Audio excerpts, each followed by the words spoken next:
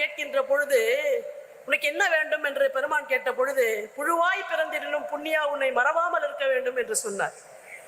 காரைக்கால் அம்மையார் கேட்கிறாங்க, என்ன வேணும் உனக்குன்னு.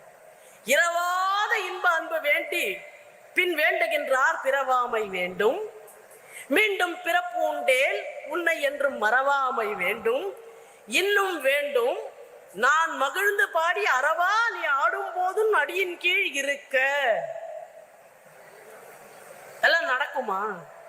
காரைக்கால் பாடுகின்ற பொழுது பெருமான் ஆடுவார், அவர் கீழே இருப்பாருன்னு.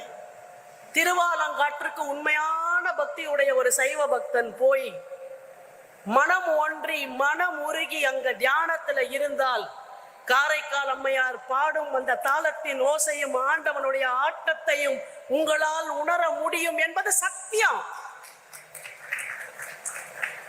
மந்த்ராலயத்திற்கு சென்றீர்கள் என்றால் அதிகாலை 2 மணிக்கு ஸ்ரீ ராகவேந்திர சுவாமிகள் அங்கே இருக்கக்கூடிய மூல ராமருக்கு